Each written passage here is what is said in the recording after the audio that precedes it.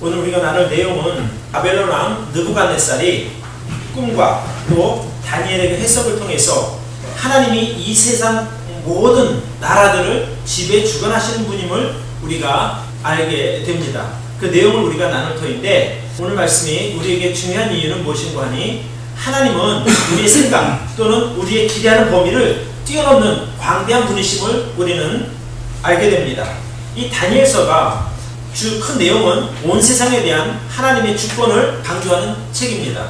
하나님의 주권은 그들을 섬기는 이스라엘뿐 아니라 주변에 있는 모든 강대국들, 세상 온 나라들을 이렇게 통치하시는 그 하나님이심을 우리에게 보여줍니다. 그래서 온 세상의 역사를 주관하시고 왕들을 세우시고 또 폐하시고 또 장차 이스라엘에 대한 구원의 역사를 이루실 내용들을 먼 훗날까지 이렇게 계시하시는 책이 바로 다니엘서입니다. 그래서 오늘 우리가 다니엘서를 통해서 온 세상의 주관자여 통치자가 되시는 하나님에 대하여 우리가 자세히 알아보도록 하겠습니다. 자, 먼저 다니엘서 4장을 통해서 발견할 수 있는 원리는, 그 세상의 모든 사람들은 하나님의 통치 아래 속해 있습니다. 이스라엘 백성뿐 아니라 세상의 모든 사람들이 하나님의 통치 아래 속해 있다고 하는 사실입니다. 온 세상이 하나님의 통치하심과 주권 아래 있다는 말입니다. 이 다니엘서 4장은 하나님의 주권과 통치하심이 이스라엘을 넘어 이방나라 왕에게까지 미치고 있음을 선언하고 있습니다. 그것도 그 당시 중근동에서 가장 강력한 강대국이었던 바벨론 왕 느부갓네살의 입을 통해서 선포하게 하십니다. 우리가 읽은 4장 1절로 3절에 보면 이렇게 나와 있습니다. 느부갓네살 왕은 천하에 거하는 백성들과 나라들과 각 방언하는 자에게 조소하노라. 원하노니 너희에게 많은 평강이 있을지어다. 지극히 높으신 하나님이 내게 행하신 이적과 기사를 내가 알게 하기를 즐겨하노라. 크도다 그 이적이요 능하도다 그 기사요 그 나라는 영원한 나라요 권명은 대대에 이르리로다. 이렇게 말합니다. 느부갓네살 왕이 천하에 거하는 백성들에게, 각 나라 그 외국어를 하는 모든 나라 사람들에게 자기가 경험했던 그 하나님의 계시를 말하고 싶다 이 말입니다. 그러니까 하나님께서 역사하시는 그 능력은 교회에서뿐만 아니라 또 하나님 나라뿐만 아니라 그 나라를 벗어나서 온 세계에 하나님의 통치하심이 있다고 하는 것을 그 이방나라 왕의 입술을 통해서 말씀하고 있습니다. 자, 교회 다니는 사람들 중에 적지 않은 사람들이 하나님 그러면 하나님의 그 주권과 통치하심을 자기 생각 또는 그 관념 가운데 닫아두고 있습니다. 막아두고 있는 것이죠. 그래서 하나님께서 교회 안에서만, 또 하나님께서 내 삶만 주관하시는 분임을 생각하고 있다는 거예요. 근데 실제로는 교회를 밖을 넘어서 온 세계를 지배 주관하시는 분임을 우리는 성경을 통해서 알 수 있습니다. 그러니까 이 성경 내용 전체를 이렇게 보다 보면 하나님께서는 개인과 교회, 또 물론 직장 또는 학교, 사회와 어떤 국가의 모든 울타리를 넘어서 전 세계 역사하시는 하나님임을 우리는 알 수 있습니다. 성경이 그것을 말하고 있습니다. 그래서 하나님은 어떤 시간의 경계, 시간 그 자체시죠. 시작이고 끝이라고 하셨으니까 처음부터 끝까지 그 시간을 주관하시고 또 막힌 경계 없이 온 세상을 지배 주관하시는 분임을 우리는 알 수 있습니다. 세상에는 하나님을 인정하는 사람도 있고 인정하지 않는 사람도 있습니다. 하나님의 능력이, 하나님의 통치하심이 하나님이 인정하는 사람에게 임하는 것이 아니라 하나님이 인정하지 않는 사람들에게도 하나님의 통치하심과 주권은 유효합니다. 그러니까 그들의 삶조차도 하나님께서 다스리고 있다고 하는 것을 우리는 알아야 합니다. 그러니까 우리가 기도할 때 나라를 위해서 기도하고 위정자들을 위해서 기도하고 세상의 모든 어떤 질서를 위해서 우리가 기도하지 않습니까? 그렇게 하는 이유가 하나님께서도 그들을 다스리고 있다고 하는 전제가 있기 때문에 그렇게 하는 거 아니겠습니까? 그래서 우리 하나님은 성도 하나님뿐 아니라 이스라엘 하나님뿐만 아니라 온 세계를 다스리고 인도하시는 하나님을 우리는 꼭 알았으면 좋겠습니다. 그러니까 다니엘서 4장이 그런 내용을 말하고 있는 겁니다. 이방나라 왕인 그 바벨론의 왕의 입술을 통해서 하나님은 참 하나님이시다. 그분의 기사는 놀랍다. 능하도다. 그의 나라는 영원한 나라가 될 것이라고 하는 것을 대신 말하게 하십니다.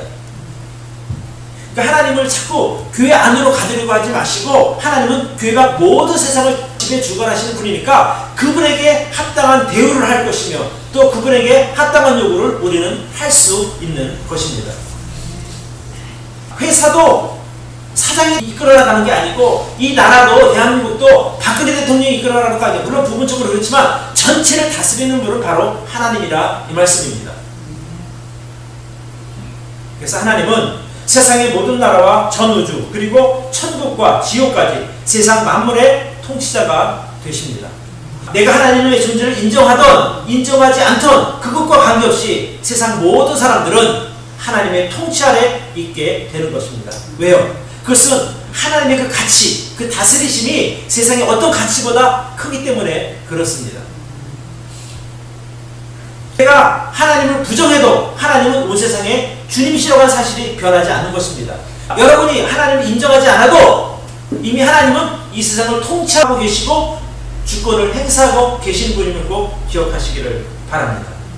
그러니까 대한민국뿐 아니라 일본도, 중국도, 북한도, 멀리 유럽의 영국도, 저 브라질 어떤 나라든지 간에 모든 나라가 하나님의 주권 안에 속해 있음을 우리는 믿어야 합니다.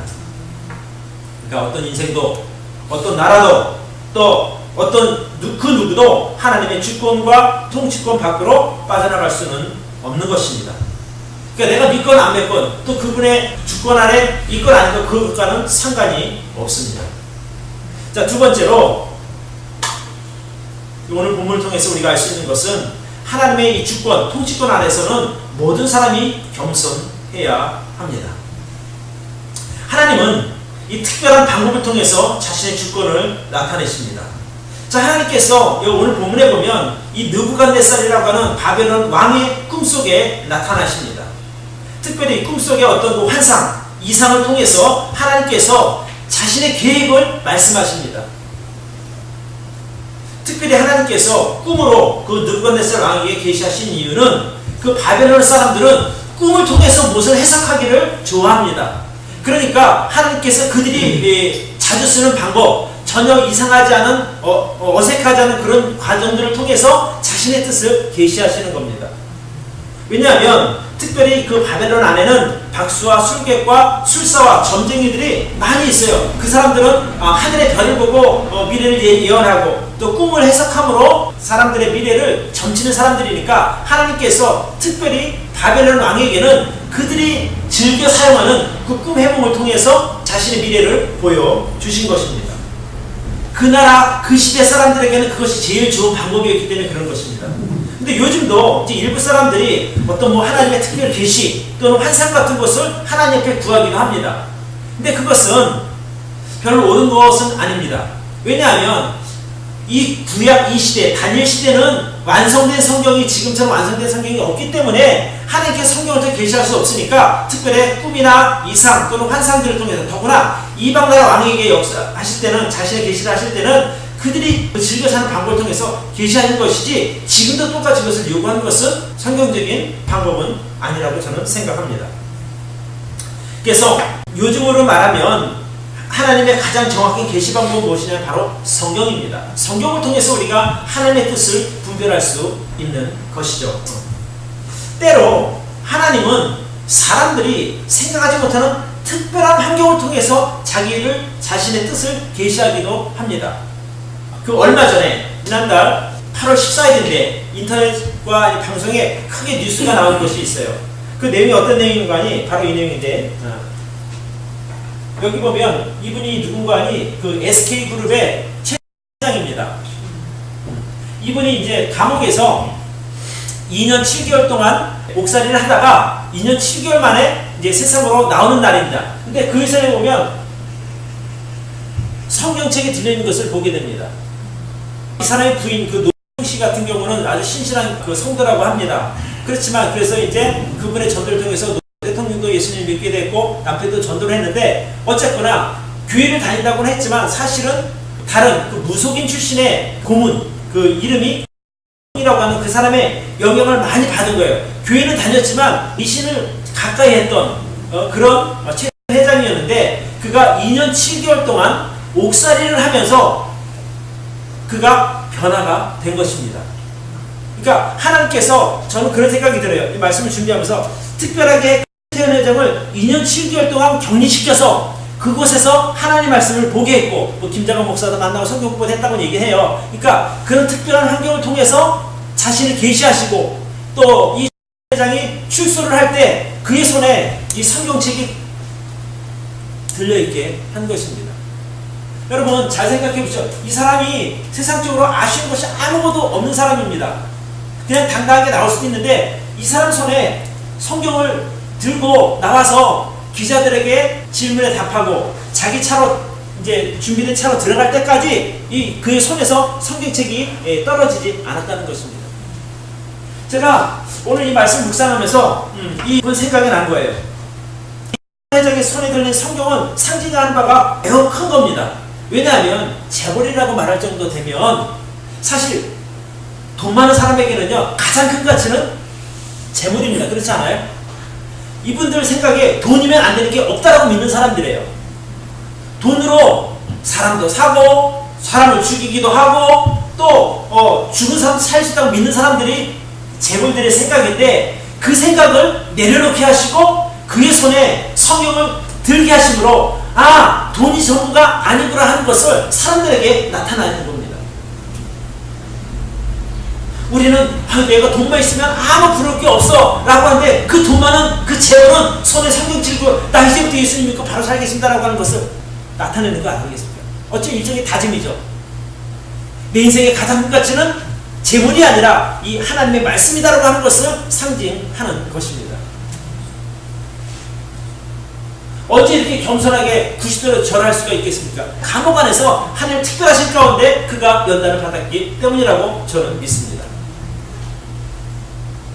물론 이분이 이제 출소를 해서 이제 감옥에 있을 때처럼 열심히 하나님 믿는지 안 믿는지 그건 잘 모르겠지만 어쨌든 이분의 손에 들린 성경책과 이분이 감옥에서 나올 때 그 손에 뭐가 들려있나 사람들이 어떤 모습을 나오는데 관심이 있을 거 아니에요. 근데 그 손에 성경책이 딱 들려있다는 것입니다. 이게 참 멋있잖아요. 하나님께서 이 재벌에 오게 가는 과정들을 통해서도 자신의 어떤 그런 것을 나타내시는 거예요.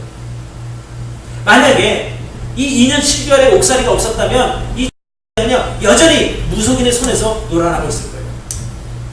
이 사람이 그 김원호라는 SK 고문 그분에게 사로잡혀갖고 수천억을 잃어버린 사람이에요. 그 사람 때문에 사실은 감옥 갔다고 해도 과언이 아닌 것이에요. 그 사람 말 듣고 근데 이제 그 사람과의 관계를 감옥 안에서 2년 7개월 동안 있는 동안 이제 완전히 정리했다는 것입니다. 놀랍게 역사하시는 거예요. 그러니까 하나님께서는 특별한 방법으로 또 저와 여러분들에게도 마찬가지입니다. 어떤 특별한 과정들을 통해서 자신을 계시하시고 자신의 말에 따르도록 그 권위 앞에서 순종하게 하도록 만드시는 분임을 우리는 기억했으면 좋겠어요. 그러니까 우리가 지금 살아가는 모든 과정들이 하나님께서 허락하신 것이라고 저는 믿습니다. 그러니까 최고 권력의 상징인 느부갓네살 왕이 자신의 꿈꿈을 통해서 받은 계시와 성취를 통해서 하나님의 주권을 인정했지 않습니까? 오늘 여기 보면 느부갓네살 왕이 이렇게 말합니다. 다니엘에게 벨드사사라 네 안에 거룩한 신들의 영이 있다 이렇게 말합니다. 이것은 느부갓네살 왕이 하나님을 온전히 믿어서가 아니에요.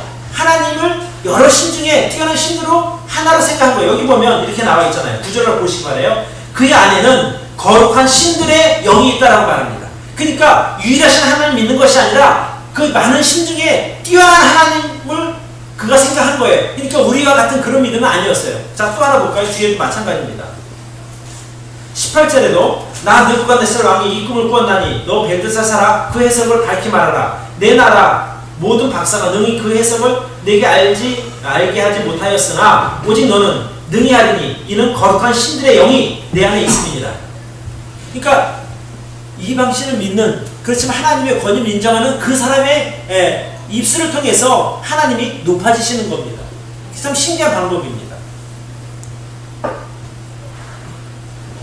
그래서 정말 그 자기가 가지고 있던 재물을 신처럼 여기던 그 재벌 회장이 돈이 자기 인생의 최고 가치가 아니라 바로 하나님의 말씀이 최고 가치라고 하는 것을 고백하니 얼마나 멋진 하나님입니까? 하나님이 만드신 것 아니겠습니까?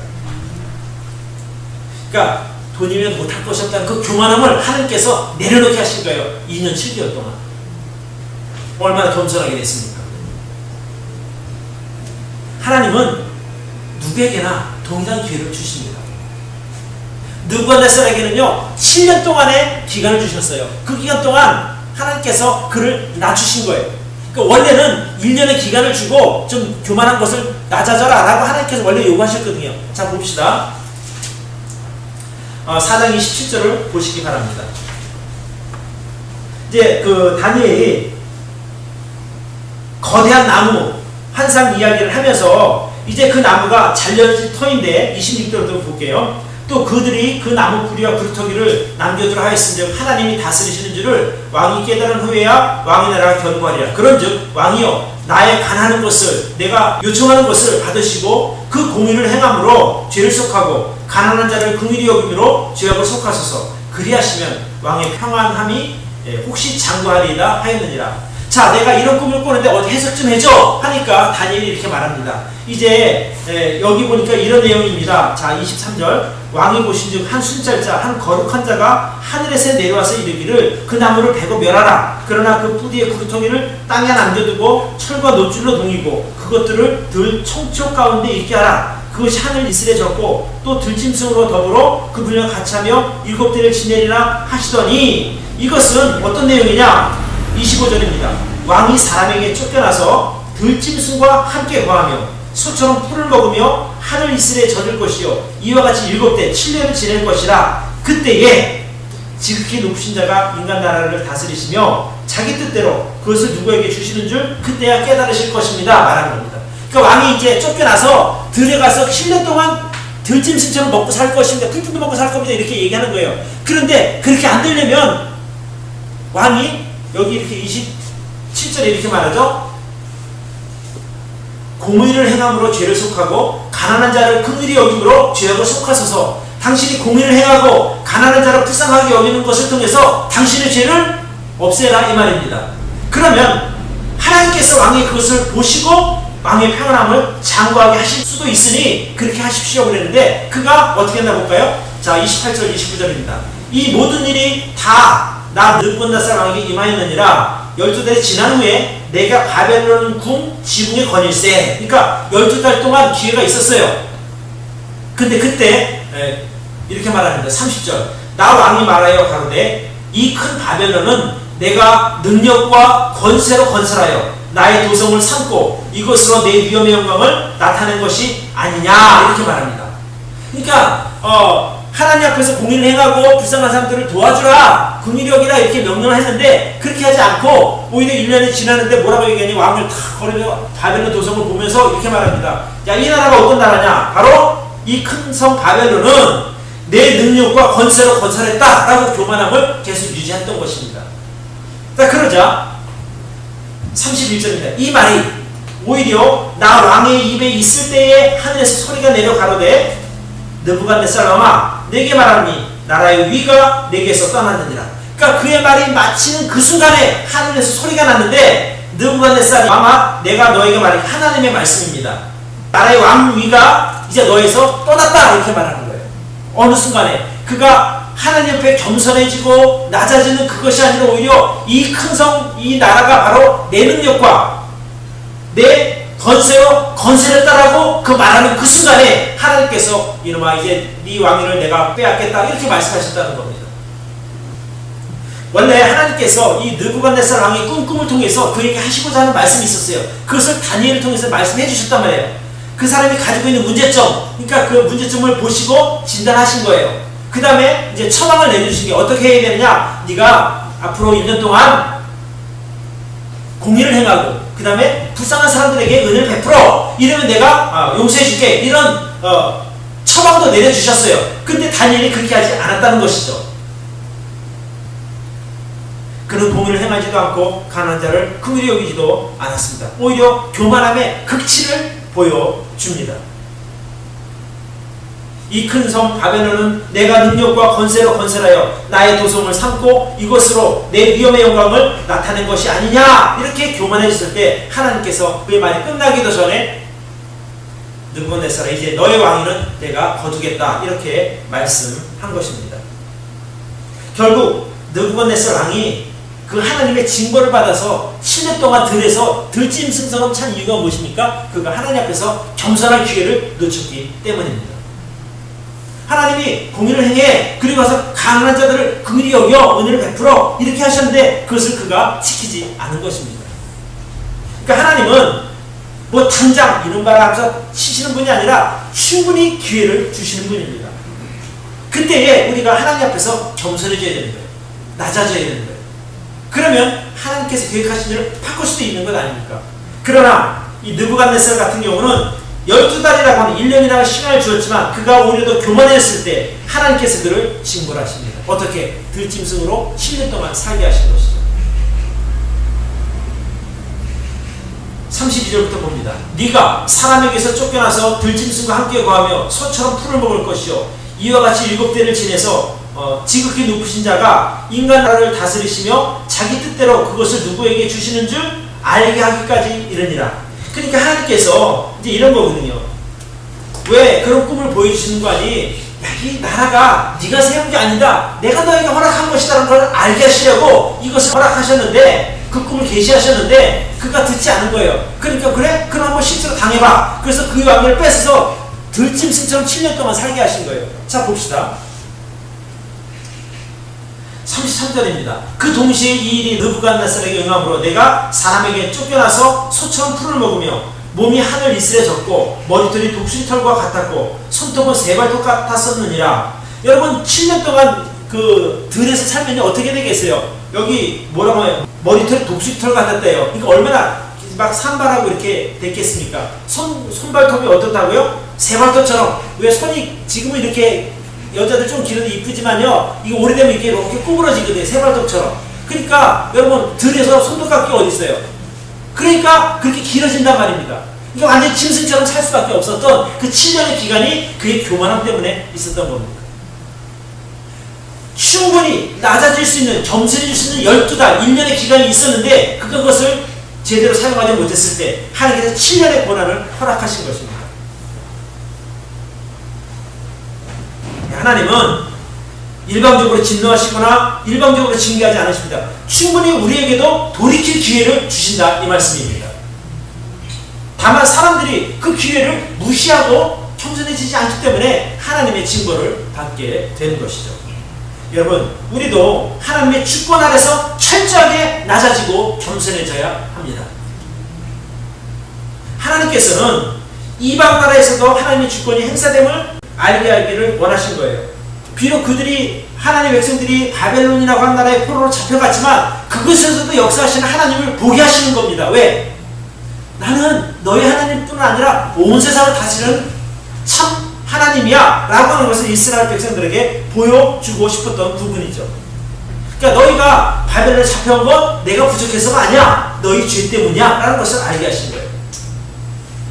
그렇잖아요. 성경이 이미 예레미야서 이사야서 통해서 얼마나 많이 예언하셨어요. 너희가 그렇게 하나님을 범죄하면 바벨론이라는 나라에 잡혀갈 거야 라고 하나님께 예언하셨거든요. 그럼에도 불구하고 그들이 돌이키지 않았고 결국 자기들의 죄 때문에 그들이 바벨론 포로 생활을 하게 된 것입니다.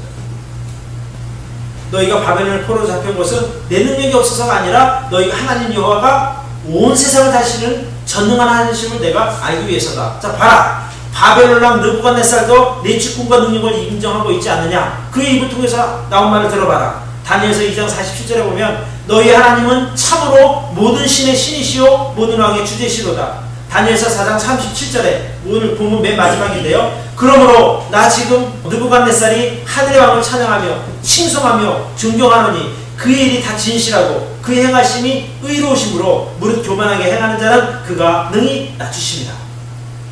아, 내가 하나님 앞에 교만했을 때 하나님께 나를 낮추셨다. 이것을 그가 그 입으로 고백하게 되는 겁니다. 만약에 그 7년 동안의 들짐승처럼 생활하는 그것이 없었다면 다니엘은 깨닫지 못했을 거예요. 그가 그런 하나님의 능력을 경험하고 나서 하나님이 참신이심을 깨닫게 된 것입니다. 그 뭐라고 말합니까? 그분은 오르셔서 그의 행하심이 의롭다, 옳다, 무릇 교만하게 행하는 자는 그가 능히 낮추신다라는 말씀을 자기가 그랬거든요. 자기 경험한 것을 말하는 거예요. 자, 다시 1절과 3절로 돌아갑니다. 이렇게 이런 것을 경험하고 나서 느부갓네살 왕이 뭐라고 하니까 천하에 거는 백성들과 나라들과 각 방언하는 사람들에게 내가 알리고 싶다. 어떤 내용을? 지극히 높으신 하나님이 내게 행하신 이적과 기사를 내가 너희들에게 말해주고 싶은데 하나님께서 행하신 그 이적은 크고 능하고 그의 나라는 영원할 것이다. 이렇게 말하는 것입니다. 그러니까 다니엘서 4장에 말하고자 하는 내용이 뭐냐면 하나님의 주대심이에요. 하나님의 주권은 이스라엘뿐 아니라 온 세상을 지배 주관하고 계신다고 하는 사실입니다. 여러분, 우리가 한 번 더 여기서 나가서 생각하면 결국 우리가 지금 살고 있는 그런 여러 가지 형편들, 그것들은 결국 우리의 선택, 우리의 믿음만큼 살아가는 것입니다. 혹시라도 우리가 지금 힘들거나 어려운 일을 만났다면 그것은 하나님의 능력이 부족해서가 아니라는 거예요. 넓게 생각하면 하나님의 특별하신 계획 가운데 우리 인생이 진행되는 과정이고, 좁게 보면 내가 이제껏 해왔던 나의 선택에 대한 결과물이라고 하는 것을 꼭 우리는 알았으면 좋겠습니다. 우리가 지금 내가 어떤 형편에 있든지 이 형편 때문에 하나님을 원망하거나 하나님께 항변할 것이 아니라 오히려 하나님의 그런 능하신 손길 아래서 우리가 더 낮아지고 겸손해지는 자세를 갖는 것이 필요합니다. 느부갓네살 왕도 그 과정을 겪지 않았습니까? 그래서 그 입술로 나온 말이 뭐라고 합니까? 하나님은 진실하고 그 행하심은 의롭다라고 고백하게 되는 겁니다. 하나님께서는 지금도 여전히 저와 여러분들에게 낮아질 기회, 겸손할 기회, 회개할 기회를 주고 계십니다. 우리가 하나님 앞에 잘못된 것이 있다면 우리는 하나님 앞에 고백하고 회개해야 합니다. 하나님 앞에서 거룩하지 못한 것들, 또 죄된 것들을 고백하고 낮아지고 겸손해지는 여러분들이 되기를 바랍니다. 마지막으로 오늘 이 다니엘서 4장을 통해서 우리가 알 수 있는 것은 하나님은 온 땅에 찬양을 받으시기 합당한 분이심을 우리는 알게 됩니다. 그러니까 세상의 모든 피조물들은 하나님의 영광을 위하여 창조되었습니다. 이스라엘 나라도 또 바벨론 제국도 하나님의 영광을 위해서 사용된 나라들입니다. 다니엘도 또 그의 세 친구 사드락과 메삭과 아벳느고도 하나님의 영광을 위해 선택받은 사람들입니다. 우리 향기나무 성서 침례교회도 하나님의 영광을 위해서 이곳에 세운 하나님의 교회입니다. 저와 여러분도 마찬가지입니다. 하나님의 영광을 위해서 우리가 부름받은 사람들입니다. 에베소서 1장에 보면 이런 말씀이 있어요. 1장 10절로 14절에 이는 그리스도 예수 안에서 전부터 바라던 우리로 그의 영광의 찬송이 되게 하려 하심이라. 그 안에서, 예수 그리스도 안에서 너희도 진리의 말씀 곧 너희의 구원의 복음을 듣고 그 안에서 또한 믿어 약속의 성령으로 인치심을 받았으니 이는 우리를 구원하신 이유는 그 얻으신 것을 구속하시고 그의 영광을 찬미하게 하려 하심이라. 이렇게 말하고 있습니다. 사랑하는 성도 여러분, 우리가 하나님의 놀라운 은혜를 경험했다면, 구원의 은혜를 경험했다면, 하나님의 능력을 경험했다면 우리도 우리 입술로 하나님을 찬양해야 합니다. 이방나라 왕도 하나님의 그 왕되심, 하나님의 전능하심을 찬양하는데 우리가 왜 찬양하지 못하겠습니까? 우리에게 찬양할 거리가 없나요?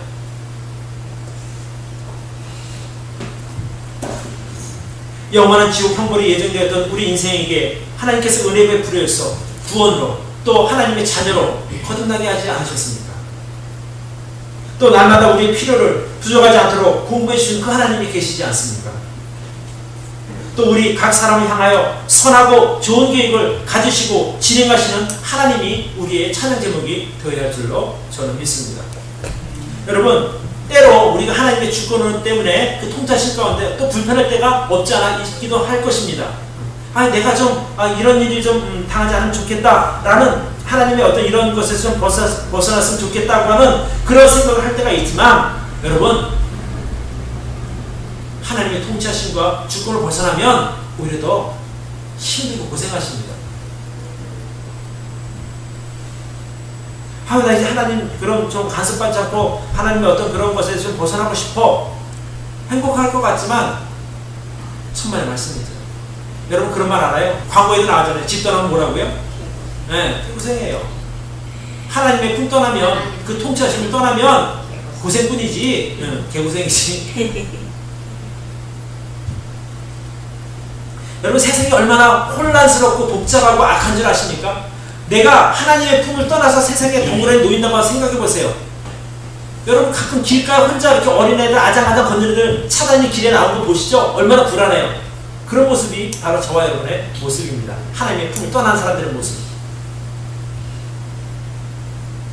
여러분 지금 여러분의 인생이 내가 얼마나 내 인생이니까 내 마음대로 살아야겠다 이런 게 교만이에요. 바벨론 왕 느부갓네살이 뭐라고 말합니까? 그가 느낌대로 말하잖아요. 나 왕이 말하여 가라되 이 큰 바벨론은 내가 능력과 권세로 건설하여 나의 도성을 삼고 이곳으로 내 위엄의 영광을 나타낸 것이 아니냐라고 말했을 때 하나님 그것을 교만이라고 말씀하십니다. 지금 저나 또 여러분들의 삶의 그 위치에 있는 것은 여러분의 능력과 여러분의 어떤 노력 덕분이라고 생각하면 그것도 교만인 것입니다. 우리가 어떤 형편에 있든지 간에 그것이 바로 하나님의 은혜의 결과라고 우리는 믿어야 합니다. 그게 겸손입니다. 내가 노력도 안 했는데 어떻게 이렇게 됐어? 이거 참 교만한 말이거든요. 하나님 돕지 않으시면 여러분이 오늘 그런 위치에 있을 수 있겠습니까? 물론 내가 만족하든 만족하지 못하든 그것이 중요한 것이 아니라 우리가 넓게 보면 우리 인생이 하나님의 선하신 계획 가운데 있다고 믿을 때 우리의 결과는 좋을 것 아니겠습니까? 여러분 하나님의 주권과 통치권 아래서 겸손하시기 바랍니다. 낮아지시기 바랍니다. 그리고 여러분이 경험한 그 하나님의 은혜와 능력을 통해서 하나님을 찬양하시기를 바랍니다. 그럴 때 하나님께서 여러분의 삶을 통해서 영광 받으시고 또 여러분들의 삶에 더 큰 은혜로 함께해 주실 줄로 믿습니다. 기도하겠습니다.